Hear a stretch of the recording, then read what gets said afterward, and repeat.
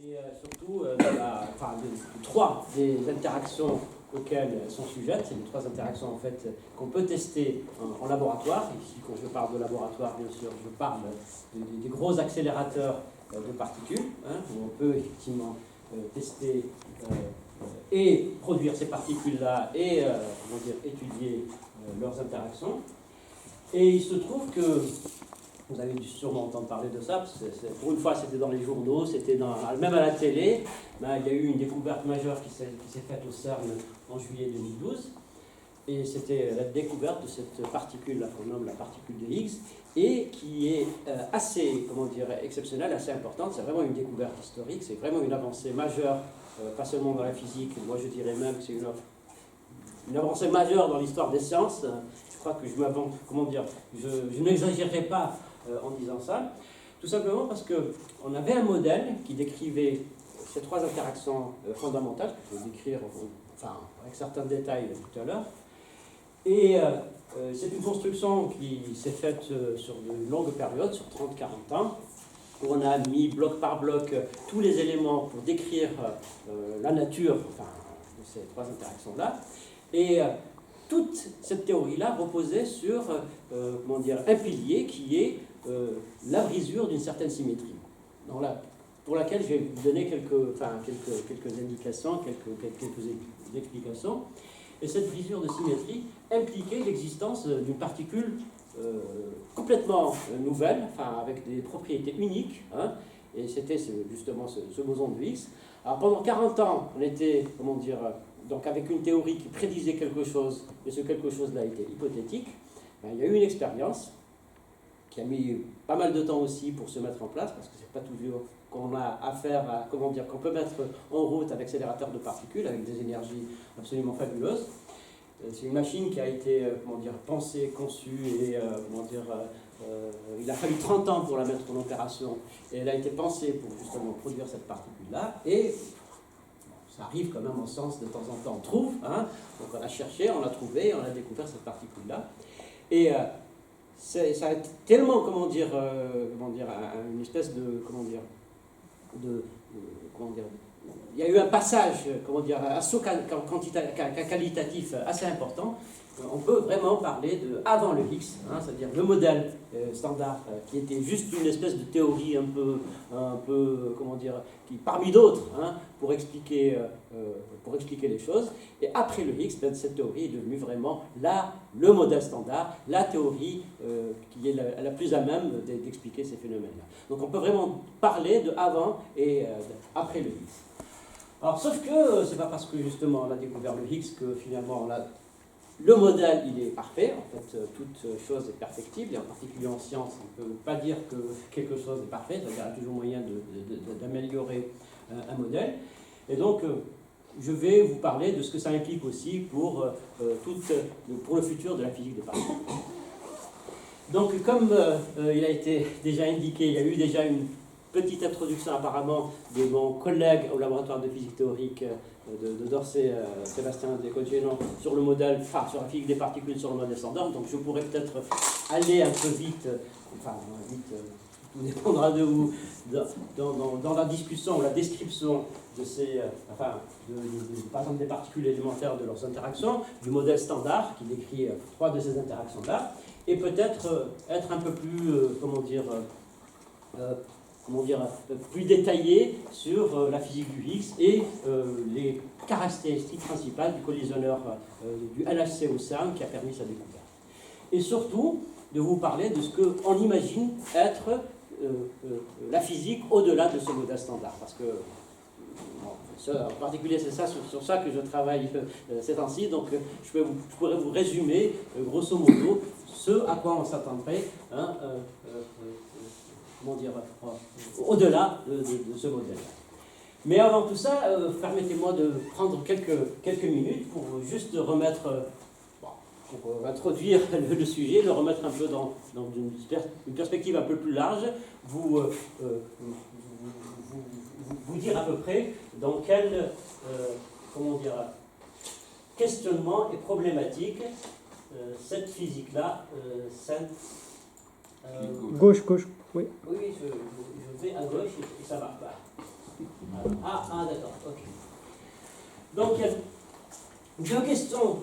deux questions, en gros, hein, que l'humanité s'est toujours posée, enfin, depuis toujours. D'une part, comment l'univers qui nous entoure, le monde qui nous entoure, s'est formé, comment il s'est organisé, et qu'est-ce qu'il va devenir. Et après, bien sûr, les premières réponses naïves et même un peu mystiques qui ont été avancées par tout un tas de civilisations, en particulier les Chaldéens, les Égyptiens et les Chinois, où on expliquait naïvement que le monde était, c'était assez simple, il y avait le ciel où on finissait par aller, si on avait une âme assez noble, il y avait la terre où on vivait tous, et puis l'enfer où on risque d'aller si on ne s'est pas bien comporté. Eh ben, on s'est mis à avancer des explications un peu plus rigoureuses, un peu plus logiques, un peu plus scientifiques, enfin un peu plus... Et c'est les Grecs, grosso modo, qui ont permis cette avancée. Après avoir eux aussi un peu tâtonné, en proposant aussi des choses assez bizarres, comme Atlas tenant sur ses épaules le monde qui se résumait à la Terre à ce moment-là. Il y avait d'abord eu la version géocentrique de la structure de l'univers, où la Terre était le centre de tout, hein, le centre de l'univers, et tout le reste, tous les objets célestes qu'on regardait, qu'on voyait dans le ciel, tournaient autour de la Terre. Alors bon, c'est une vision qui est aussi tout à fait qui était raisonnable avec les données scientifiques qui existaient à l'époque, mais en fait, déjà, ça c'est une explication qui a duré aussi quelques siècles, hein, enfin même je dirais 20 siècles. Il a fallu attendre le XVIe siècle pour qu'on puisse remettre les choses, cette idée-là en question. Mais il faut dire que même déjà à cette époque-là, c'est-à-dire quelques siècles avant Jésus-Christ, il y avait déjà des gens qui avaient pensé à une autre explication, un peu plus, basée sur des observations aussi, hein, c'est-à-dire des observations simples, et qui ont avancé la possibilité que finalement l'objet le plus important dans notre univers, ce n'est pas la Terre, mais bien le Soleil, et que nous tous, hein, et tous les objets célestes tournaient autour de ce Soleil. Hein. Et finalement, c'est effectivement Aristote de Samos, un de ceux qui ont proposé cette explication-là, qui a fini par avoir raison. Alors l'autre volet de la grande question qu'on se pose, c'est si de quoi les objets qui nous entourent, hein, nos objets, les objets de ce monde-là, de quoi ils sont faits, de quoi ils sont composés, et comment ils sont organisés, hein, comment se sont organisés les composants de ces objets-là. Alors là aussi, les Grecs ont proposé deux, en général on dit quand on ne connaît pas la réponse, on en propose plusieurs. Donc ils ont déjà proposé à ce niveau, au IVe siècle avant Jésus-Christ, ils avaient déjà proposé deux possibilités, deux attitudes. Il y a la démarche de Démocrite qui disait que en fait, la matière c'est juste des petits corpuscules, hein, qui sont invisibles à l'œil nu et qui sont extrêmes, parce que justement elles sont extrêmement petites, et c'est des choses qui sont insécables, indivisibles, et qui sont là, qui ont toujours été là et qui resteront là jusqu'à la fin des temps. Alors ça c'est l'approche de Démocrite. Mais celle qui a prévalu finalement, encore une fois, c'est celle d'Aristote, hein, c'est de dire qu'en fait, il y a juste 4 éléments dans la nature, et ces éléments-là, c'est la terre, l'eau, le feu et l'air, correspondant à des choses qui sont, qu'on peut appréhender physiquement, comme la sécheresse, ou l'humidité, des choses comme ça. Et cette approche-là, en fait, a duré aussi jusqu'au XVIe siècle. Jusqu'au XVIe siècle, où on a finalement repris, hein, l'approche de Démocrite, et effectivement, on est revenu à l'organisation de la nature en termes d'atomes, c'est-à-dire de particules insécables, Et toute la physique du XVIe siècle, à partir de laquelle la chimie s'est faite, et après la physique s'est faite, était basée sur ce principe atomiste. Hein. Et un des enseignements, Mendeleïev, qui finalement, il y a plusieurs atomes qui sont organisés de certaines manières, et que ces atomes-là, en fait, ne sont pas aussi fondamentaux qu'on imaginait, c'est des choses aussi qui sont sécables, et qu'en fait, plusieurs années plus tard, en particulier au début du XXe siècle, on s'est rendu compte que, effectivement, ces atomes-là étaient composés d'objets beaucoup plus petits, c'était des boyaux atomiques autour duquel tournaient des particules qui sont encore plus petites et qui sont des électrons. Okay. Donc, deux approches. Et juste pour finir cette petite introduction historique avant de rentrer dans le vif du sujet, maintenant, une fois qu'on a dépassé les approches un peu mystiques et non scientifiques, on sait au moins depuis Galilée comment appréhender le problème. Et le problème, en fait, il s'appréhende dans ce qu'on appelle maintenant la démarche scientifique, qui nous dit que d'abord, c'est les mathématiques qui sont le langage avec lequel on devrait comprendre l'univers. Ça, c'est la première des règles. La deuxième, c'est qu'il faut faire des observations. Il faut faire des observations et le plus grand nombre d'observations possible pour essayer d'appréhender un phénomène. Et surtout, et c'est ça la chose révolutionnaire qui a été introduite par les physiciens de la Renaissance, en particulier par Galilée, c'est de dire qu'il faut une expérience, et une expérience qui est plusieurs expériences. En fait, c'est des expériences répétées, et qui donnent toujours le même résultat pour pouvoir finir par admettre qu'un phénomène est expliqué par telle approche. Donc voilà, Galilée qui nous dit que les mathématiques, c'est l'alphabet avec lequel on devrait essayer de comprendre l'univers. Et Galilée, en plus, nous a donné pratiquement, dans la foulée, deux instruments pour essayer de comprendre la nature. Il y a eu d'abord la lunette astronomique. Bon, c'est pas lui qui l'a inventée, mais je crois que quelques années plus tard, quelques années après son invention, quelque part en Hollande, je crois, il a utilisé pour étudier le Soleil. Donc, il a d'abord amélioré, ensuite il l'a utilisé je crois qu'il a fait les premières observations importantes pour expliquer la physique du système solaire.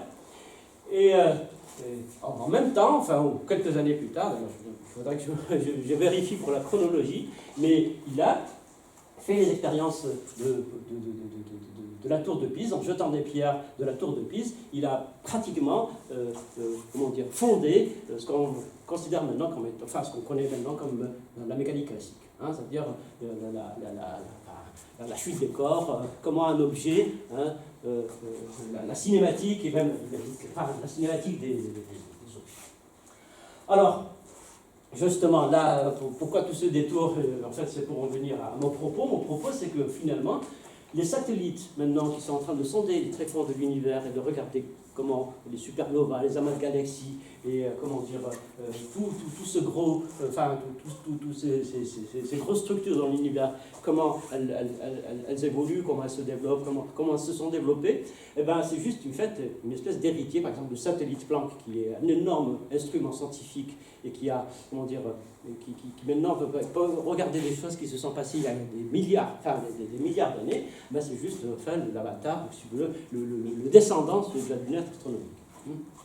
Et l'autre aspect, c'est que maintenant, on ne fait plus des pierres de la tour de Pise si on veut comprendre les interactions. En fait, il faut étudier les particules élémentaires, et pour les produire et les étudier, il faut aller dans un accélérateur de particules, dans un collisionneur. Et c'est par exemple ce qui se passe au Large Hadron Collider, c'est le grand collisionneur hadronique du LHC qui se trouve au sein.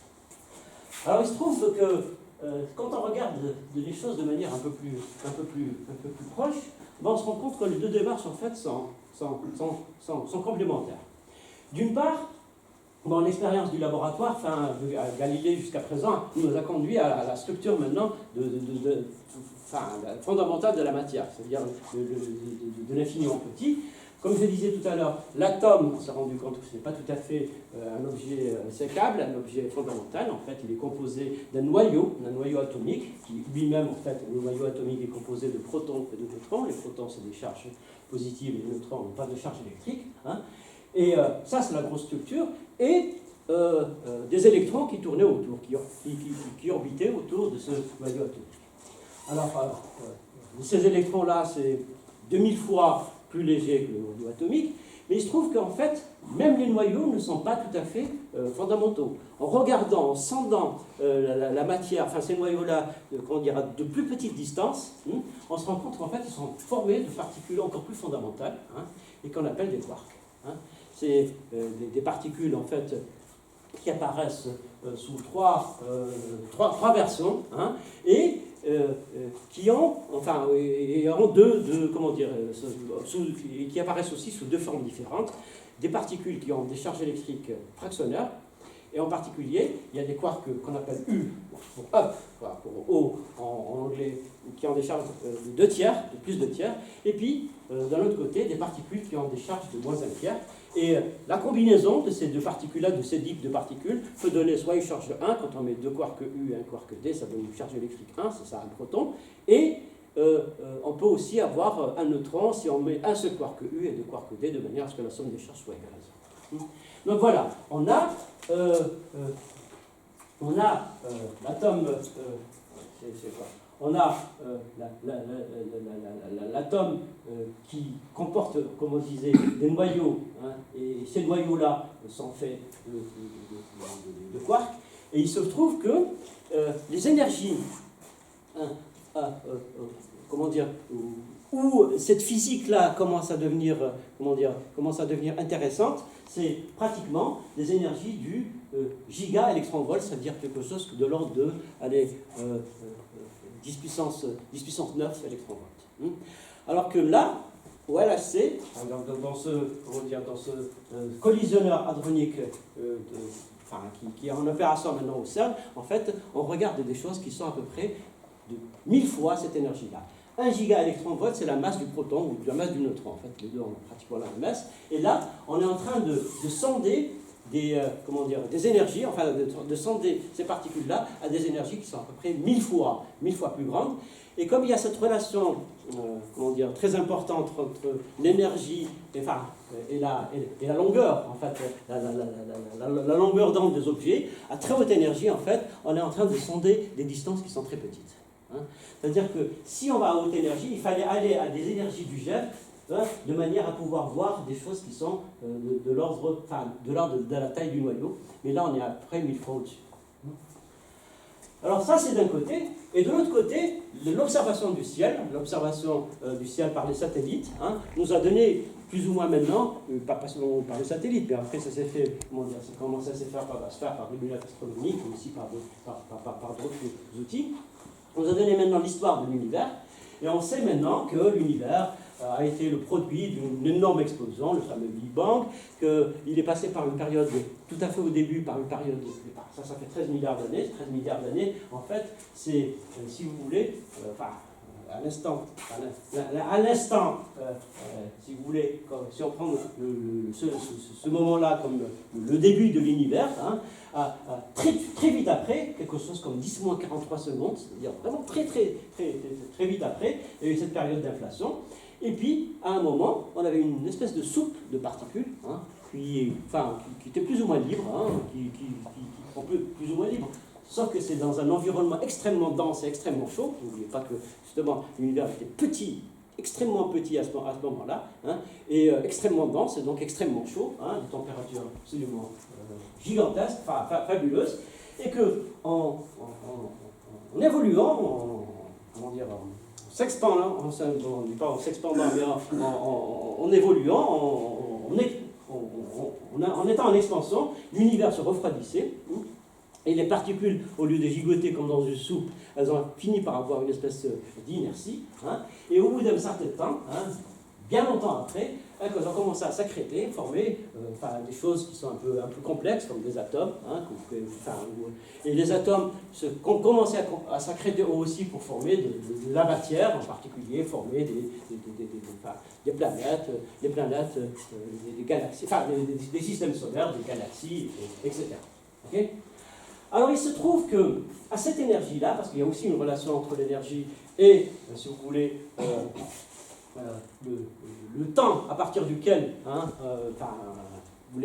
après lequel cette explosion primordiale s'est faite, eh bien, il se trouve que si on parle du téraélectronvolt, eh bien, ce téraélectronvolt il correspond à quelque chose comme 10-12 secondes, c'est-à-dire 1 millier de milliardième de seconde après le Big Bang. Hein, et on est là où toutes les particules sont à la libre, hein, et en fait on est en train de faire de la physique des particules, c'est-à-dire il n'y a pas encore de structure complexe dans l'univers, hein, et les seuls ingrédients de l'univers sont ces particules-là, et qui interagissent avec les interactions qu'on connaît. Hein.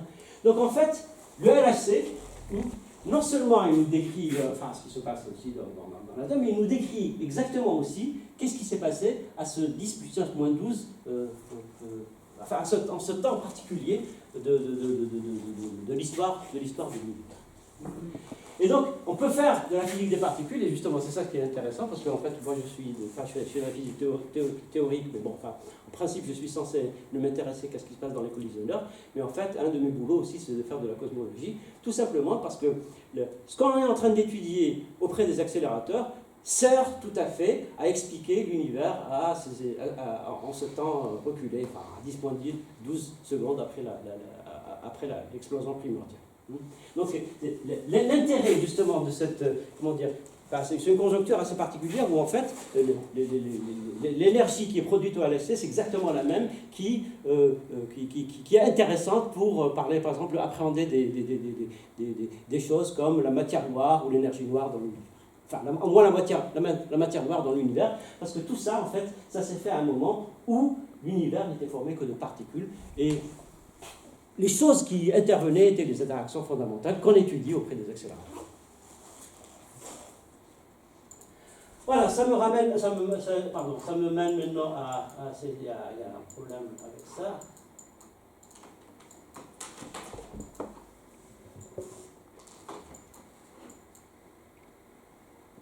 Voilà.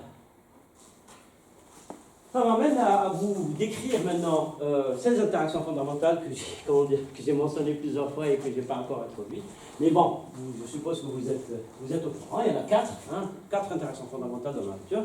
Il y a d'abord la plus vieille, celle qui a été déjà découverte par Newton le jour où une pomme lui est tombée sur la tête. Enfin, c'est l'attraction universelle des corps. C'est la force qui permet qu'on ait les pieds sur terre et qu'on ne s'envole pas. C'est celle qui décrit, qui intervient dans l'organisation du système, des planètes, du système solaire, des galaxies, et des choses comme ça. Okay. Donc, la plus vieille et la plus connue, c'est Newton, Galilée, mais c'est surtout Newton. Alors la deuxième qui est tout aussi connue, qui a été décrite de manière très, complète seulement au XIXe siècle, en particulier par quelqu'un qui s'appelle Maxwell, à Cambridge.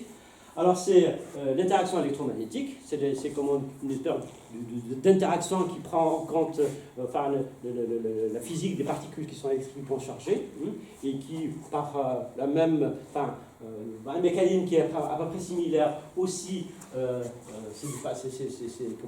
incorpore le magnétisme. En fait, c'est deux facettes du même phénomène, donc elle combine l'électricité et le magnétisme, et c'est en fait toute la physique macroscopique qu'on connaît, elle est basée sur l'électromagnétisme. La chimie, c'est près de l'électromagnétisme, en fait, c'est des atomes, et les atomes, c'est quoi? C'est des nucléons et des électrons qui tournent autour, et les électrons, et toutes les forces, en fait, c'est grosso modo électromagnétiques. Il y a, qu'est-ce qu'il y a encore? Alors, il y a la chimie, la physique atomique, bien sûr, toute la physique atomique, et puis même l'optique. En fait, la lumière, c'est quoi? La lumière, c'est les quantas de lumière, c'est en fait les photons, et les photons, c'est ceux qui véhiculent justement cette interaction électromagnétique. Donc toute la physique, l'électronique, bien sûr, toute la physique macroscopique, toute la physique de tous les jours, en fait, elle est basée sur, grosso modo, elle est basée sur l'électromagnétisme. Alors à la fin du 19e siècle, au début du 20e siècle, on a découvert une nouvelle interaction. Alors justement, c'était la radioactivité, quelque chose d'absolument qui n'a rien à voir avec l'interaction électromagnétique. Donc c'est tout ce qui concerne la désintégration radioactive des éléments. Hein, ces gros atomes qui se scindent en deux et qui dégagent de l'énergie. Toute la physique du Soleil, en fait, c'est des interactions faibles, elle fait intervenir les neutrinos, et donc c'est des interactions nucléaires faibles. Et puis, il y a une autre interaction qui est aussi nucléaire, hein, qui fait interagir que les nucléons, mais qui est beaucoup plus forte. Et en fait, c'est l'interaction qui fait qu'un noyau atomique, reste un objet cohérent, quelque chose de cohérent qui se c'est une interaction qui est beaucoup plus forte que l'interaction. Alors justement, en parlant de ça, si par exemple on prend comme référence par exemple l'interaction électromagnétique et qu'on décide que son intensité est d'ordre 1, on se rend compte qu'effectivement l'interaction faible, elle est très faible, hein, elle est 10 000 fois ou même 100 000 fois plus faible que l'interaction électromagnétique. Hein. L'interaction forte est beaucoup plus forte que 1. Son intensité est de l'ordre de 100. Quand on se met à cette échelle, parce qu'il y a un petit détail à ce niveau-là, ça dépend de l'échelle d'énergie à laquelle on se met. Mais si on se met à l'échelle d'énergie, enfin de la masse du noyau atomique d'un proton par exemple, l'intensité de l'interaction forte, elle est de 100 fois plus importante que l'électromagnétique. Par contre, et justement, donc en fait, l'ordre de magnitude, on va de 10-5 à 100, il reste un peu gérable. Le problème, c'est que, par contre, l'interaction gravitationnelle, elle est extrêmement faible. En fait, elle est décrite par la constante de Newton, et la constante de Newton, c'est quelque chose d'absolument petit. En fait, si on prend comme référence l'interaction électromagnétique, l'interaction gravitationnelle est 10 puissance moins 43 plus faible que l'interaction électromagnétique. Ça veut dire qu'en fait, elle est tellement infime, cette interaction, qu'on ne peut pas en fait on ne sent pas ses effets en laboratoire. Une particule, comme un électron par exemple, ne peut pas être sujet à une interaction. Il faut vraiment qu'on ait affaire à des objets extrêmement massifs, comme par exemple des planètes ou des étoiles ou des galaxies, pour qu'on puisse, vraiment des objets macroscopiques, gros macroscopiques, pour que l'interaction gravitationnelle puisse entrer en jeu. Et donc, quand on regarde des phénomènes microscopiques, quand on regarde la physique des particules, quand on regarde des particules élémentaires, les seules interactions auxquelles on peut avoir accès, qui peuvent intervenir, hein, c'est l'interaction électromagnétique, l'interaction forte et l'interaction faible.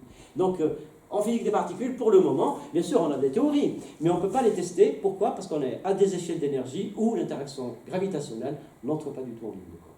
Donc quand on parle, par exemple, du modèle standard de la physique des particules, en fait, c'est un modèle qui n'implique, en fait, que les trois interactions qui ne sont pas... trois seulement des interactions fondamentales. Donc, on néglige la gravitation dans tous les calculs. Alors, qu'est-ce qu'il dit, ce modèle standard? En fait, il dit une chose qui est tout à fait simple, c'est-à-dire dans le principe, hein, c'est qu'on a une manière unique, une espèce de manière unifiée plutôt pour décrire trois de ces interactions-là. Et elles sont décrites en postulant, c'est-à-dire c'est empirique, hein, c'est-à-dire à un moment on s'est rendu compte que c'est comme ça que les choses se passent, hein, c'est en disant qu'en fait on a deux types de particules en jeu. On a d'abord ce qu'on appelle les particules de matière. Alors justement, ces particules-là, elles sont distinguées par un nombre quantique, un nombre quantique discret qu'on appelle le spin, c'est l'équivalent d'un moment magnétique intrinsèque, hein, c'est un nombre qui prend que des valeurs discrètes. Hein. Ce spin-là, bon, je ne vais pas rentrer dans les détails parce que c'est, ça risque de nous plonger dans beaucoup de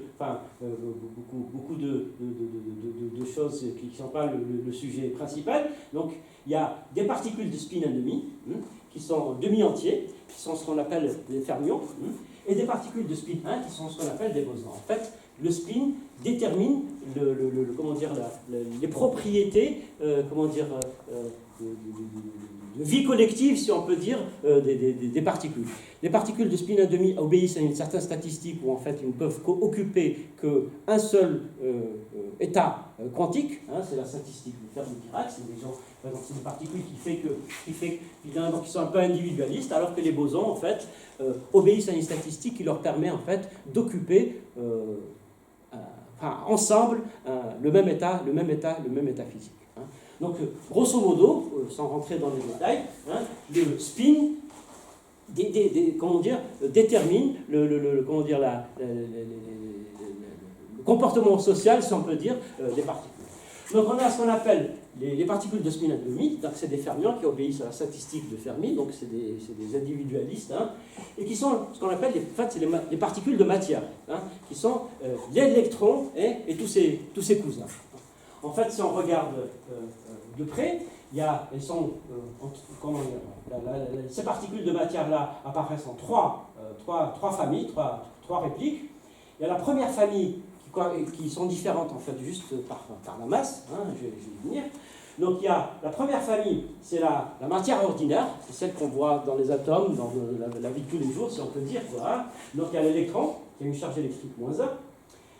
Le neutrino, qui est exactement la même chose que l'électron, sauf qu'il n'a pas de masse, hein, et qu'il n'a pas de charge électrique. Hein, et puis, il y a ces fameux quarks U et D qui apparaissent dans le proton, et dans les neutrons, dans les noyaux atomiques. Hein, ces quarks qui ont des charges fractionnaires.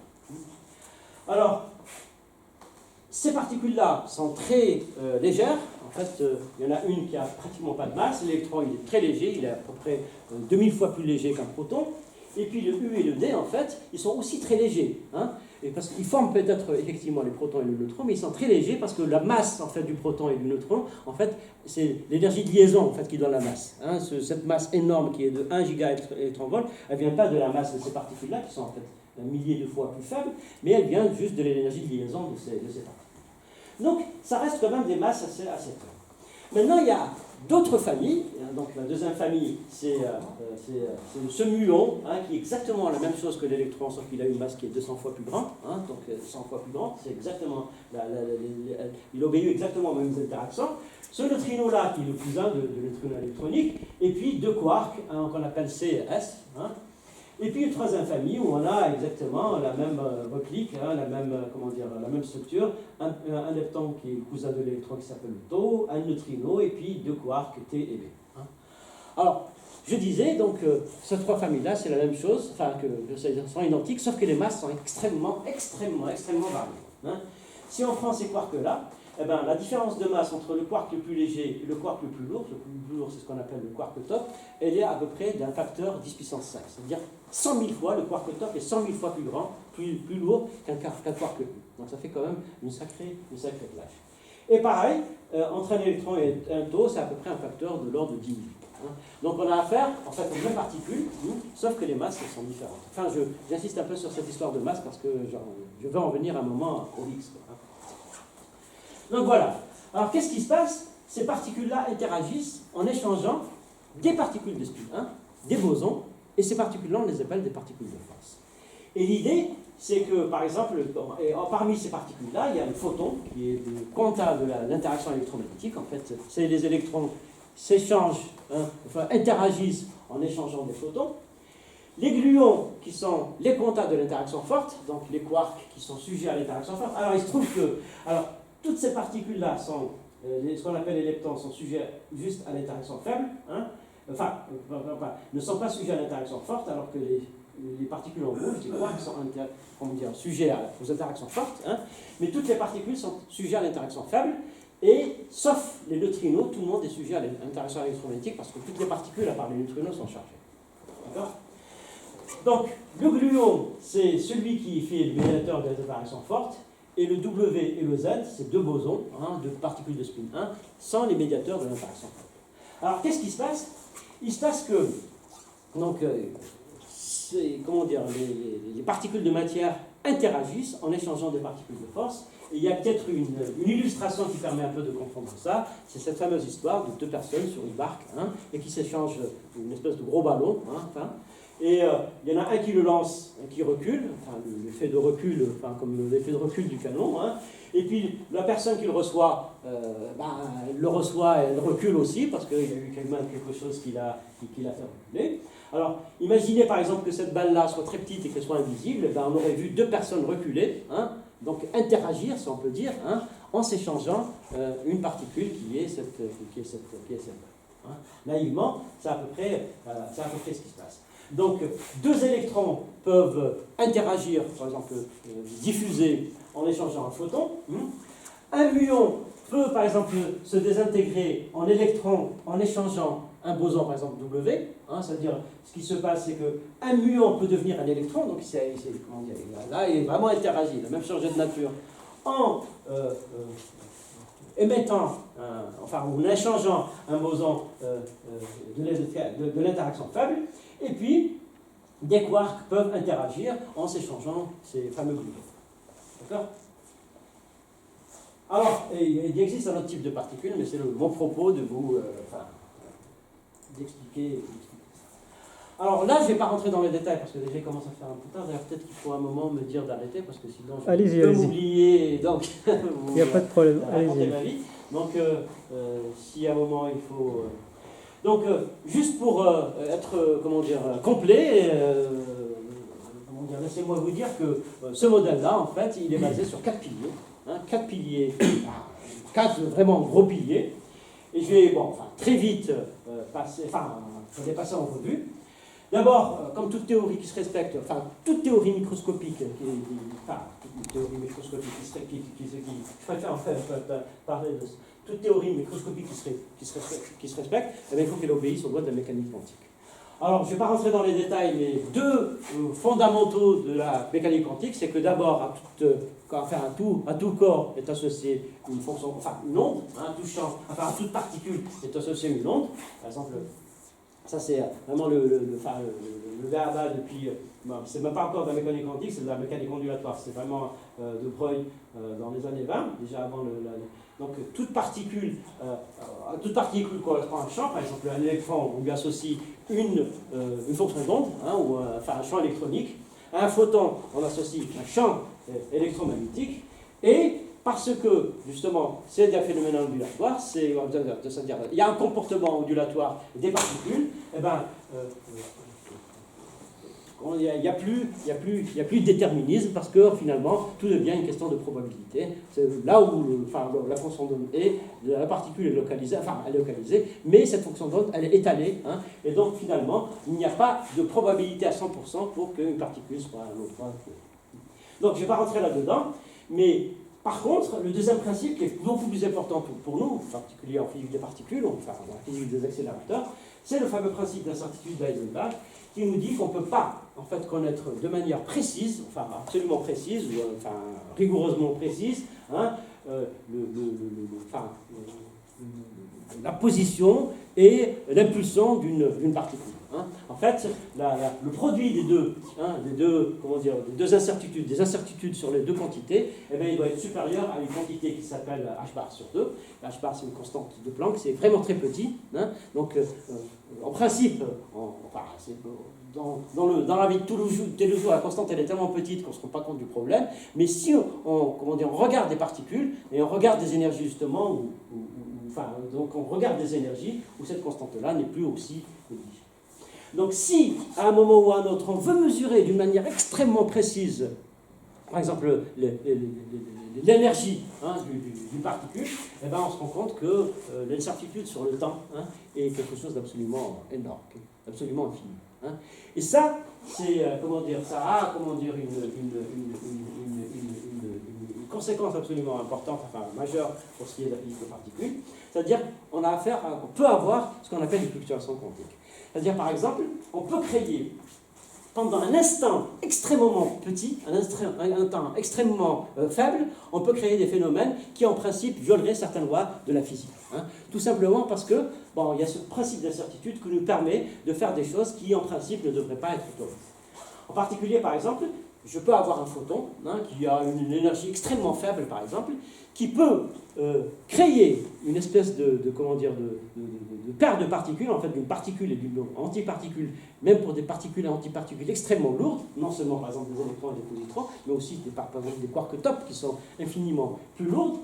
Mais ce qu'il y a, c'est qu'il faut qu'il le fasse, un instant extrêmement faible, et que ces deux particules se recombinent pour donner un photon, et qu'à la fin des fins, on a quand même affaire à un photon, mais pendant un instant très court, en fait, on a fait quelque chose d'absolument fabuleux, quoi. On a produit des choses qui sont absolument. Ça aussi, on peut par exemple voir aussi la même chose quand on regarde la collision, l'annihilation d'un électron et d'un positron. En fait, un électron et un positron peuvent, avec des énergies très faibles, peuvent s'annihiler pour donner un boson, par exemple, lourd. On va voir que ce boson Z, par exemple, a une masse de 100 gigaélectronvolts, c'est-à-dire 100 fois un proton, c'est-à-dire carrément 10 puissance 5 fois la masse de l'électron. Eh bien, ces deux particules, l'électron et le positron, peuvent s'annihiler pour donner quelque chose de très lourd, mais ça ne peut être fait que pendant un instant extrêmement court, de manière à obéir justement au principe d'incertitude dans l'univers, et que ce boson Z devrait à un moment ou à un autre se désintégrer, redevenir une paire d'électrons. Et ça, c'est absolument important, et on va voir que pour le X, en fait, produire un X, en fait, c'est regarder une fluctuation quantique, parce que on ne peut pas produire le X si on ne tient pas compte des fluctuations. Alors, je voulais d'abord parler de ça avant de parler de la deuxième chose, qui est bien sûr la relativité restreinte. C'est vraiment un des piliers de toute théorie qui se veut, qui veut décrire des particules, en particulier des particules comme le photon qui vont à la vitesse de la lumière, une particule non massive comme un photon ou un neutrino qui est pratiquement non massif, voit aller à la vitesse de la lumière. Et le seul moyen de décrire une particule de ce type-là, c'est d'utiliser la relativité restreinte. Alors je parle dans les détails, mais vous connaissez peut-être que le principe fondamental, c'est quoi? C'est qu'il n'y a pas des systèmes absolus ou privilégiés, que les lois de la physique dans tout système qui n'est pas accéléré, ça doit être les mêmes. Et l'autre aspect, c'est que la vitesse de la lumière dans le vide est quelque chose d'indépassable, c'est vraiment 300 000 km/s.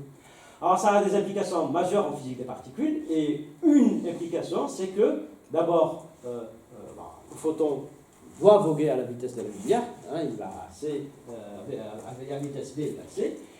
La fameuse formule d'Einstein que tout le monde connaît, c'est E égale mc2. L'énergie, en fait, c'est juste la masse inertielle multipliée par la vitesse de la lumière au carré. Et surtout, ce qui nous intéresse, nous, par exemple, en tant que physicien des particules, qu'est-ce qui se passe on accélère tellement les particules, en fait, on les accélère à des vitesses qui sont 1/100000 proches de celles de la lumière. Donc, quelque chose de assez proche, et donc, il faut absolument tenir compte, justement, donc, de la relativité, parce que cette particule-là est relativiste, elle se conduit comme une particule relativiste. Donc, il y a besoin d'utiliser la théorie d'Einstein. Alors, en fait, vous avez raison, c'est à gauche, mais c'est parce que j'ai la mauvaise orientation. Maintenant, j'ai compris. Ok. Et puis le troisième pilier, et ça c'est un peu nouveau parce que c'est propre, si vous voulez, à la physique des particules, parce que les deux autres aspects, c'est en principe la modèle électronique, on doit plus ou moins aussi utiliser la mécanique quantique et des fois même la relativité restreinte. Là, il y a le principe de symétrie qui est absolument fondamental en physique des particules. Et en fait, tous les modèles avec lesquels on travaille, avec lesquels on essaie de décrire la nature, ont des propriétés de symétrie qui sont absolument exceptionnelles. Alors, je ne vais pas non plus rentrer dans les détails, mais juste pour énumérer certaines possibilités. Il y a d'abord ce qu'on appelle les symétries discrètes, les symétries d'espace-temps. Et les symétries d'espace-temps, c'est la translation, c'est-à-dire, grosso modo, dire que la physique, que toute expérience de physique, qu'elle soit faite ici, à Cergy, ou je sais pas moi, à Genève, ça doit donner un même résultat, parce qu'il y a une espèce d'invariance par rapport à la translation qui doit être prise en compte. Pareil pour les rotations. Quand on tourne un système, la physique ne change pas de manière, ne doit pas changer du tout. Et ce qu'il y a d'important derrière ces symétries-là, c'est que, ça a été démontré d'ailleurs par une mathématicienne, une grande dame de la physique des particules de théorique, qui est en fait une mathématicienne, c'est Madame Émilie Noether, début du fin du 19e siècle. Elle a démontré qu'à chaque symétrie, il y a un nombre qui est conservé. Et en particulier, par exemple, quand on parle de translation, en fait, la conservation de l'énergie, qui est une des grosses lois, si vous voulez, de la physique, c'est la conservation de l'énergie et la conservation de l'impulsion, eh bien, ce n'est que, en fait, une espèce d'implication d'invariance par rapport à une translation ou de l'invariance par rapport à une rotation. C'est juste une conséquence immédiate d'invariance par rapport à des symétries. Et toute symétrie implique la conservation d'un nombre, d'une quantité donnée. Alors, il y a ce qu'on appelle les symétries discrètes, et effectivement, ici, en physique des particules, effectivement, ça joue un rôle extrêmement important. Par exemple, c'est des symétries discrètes dans le sens où qu'est-ce qu'on fait? On fait une transformation qu'on peut faire qu'un nombre fini de fois. Ce n'est pas quelque chose de continu. Par exemple, on prend un électron, on peut faire une transformation qui nous change sa charge de -1 à +1. C'est-à-dire on peut juste passer d'un électron à un positron, qui est un électron avec une charge opposée. Ça, c'est ce qu'on appelle la conjugaison de charge. Et effectivement, la symétrie par rapport à la conjugaison de charge fait que la charge électrique fait qu'il y ait une symétrie. Je viendrai à ce moment. Il y a ce qu'on appelle la parité, et ça aussi c'est important en physique des particules, parce que dans les interactions faibles, ça joue un rôle extrêmement important. La parité, c'est une réflexion à travers un miroir. Par exemple, si je mets une main droite et que je le regarde à travers un miroir, ça devient une main gauche. La physique ne doit pas changer si, au lieu de voir une main gauche, je vois une main droite. C'est-à-dire, quoi que je fasse, mon miroir, il va me redonner exactement ce que je suis en train de faire, sauf que la main gauche est devenue droite. Mais le phénomène reste le même. Donc cette parité-là est quelque chose qui est en fait conservé par toutes les interactions, sauf une, et ça sera une des conséquences justement ça aura des applications pour la physique. Alors, l'inversion du temps, ça aussi, c'est regarder un phénomène, certains aspects des lois. Regarder des lois de la physique, que ce soit dans la flèche du temps, c'est-à-dire en y allant du passé vers le présent, ou dans le sens inverse, du présent vers le passé. C'est exactement, le phénomène est exactement le même. En fait, le phénomène physique, les lois devraient être invariantes selon qu'on les regarde dans la flèche du temps ou dans la flèche inverse du temps. Et quand on combine ces trois-là, et ça c'est extrêmement important, quand on combine ces trois-là, il se trouve qu'en fait on est en train, quand on fait ces trois transformations sur un système quelconque, en fait, le produit de cette transformation doit être invariant, et une des conséquences, ça découle de la